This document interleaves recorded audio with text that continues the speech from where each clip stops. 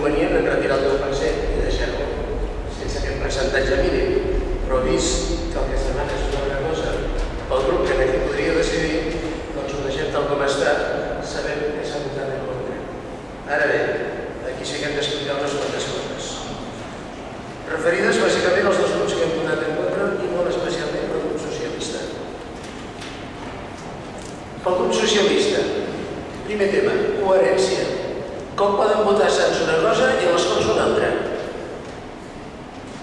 Com a les Corts poden dir que sí i a Sants ens diuen que no? Coherència de grup. Coherència. Això no li puc dir res al Partit Popular, que és molt coherent en aquest sentit. Però el grup socialista no ho és.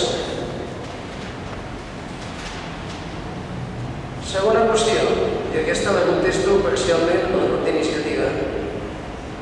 Els drets garantits a utilitzar els espais de garantits no ho estan. I aquí n'acabem de tenir la prova. Se'ns denega. És així de fàcil. Tercera cosa. Estem dient que no a una petició que ve de 3 entitats de segon ordre d'aquest districte. Estem dient que no al Secretariat d'Entitats de Sant Hostafrancs i la Bordeta. Estem dient que no a la Unió d'Entitats de la Marina i estem dient que no a la Coordinadora d'Entitats del Poble Sec. Això que vagi per endavant i que quedi clar. I que sàpiguen ben clar aquestes entitats que l'equip de govern, si més no, el grup majoritari, els diu que no. Següent, i aquesta és una qüestió de principis. La democràcia, si és democràcia, no pot tenir cap límit.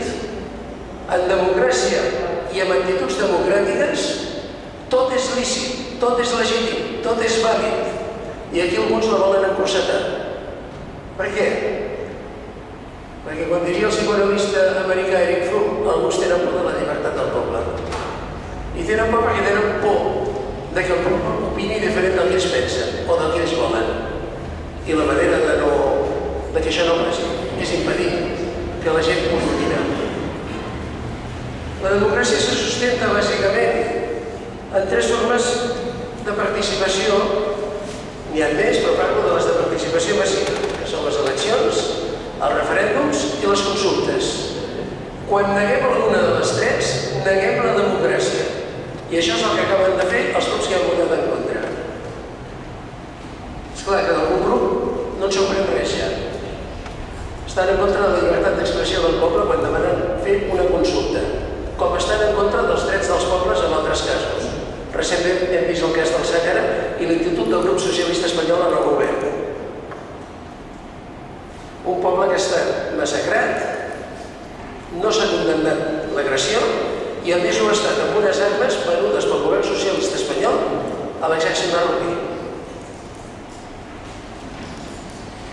Clar, el govern socialista de la ciutat de Barcelona potser està escarmentat amb la Diagonal.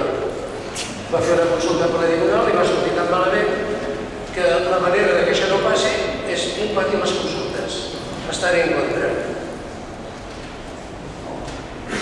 Miri, jo els agraeixo que es treguin la careta d'una vegada perquè de manera molt subtil estan aplicant la filosofia amb aquest tema d'allò que es va dir atado y bien atado i no li faré cap més comentari al respecte. I els diré una última cosa. Amb vostès o sense vostès, la consulta es farà i es farà on s'ha de fer.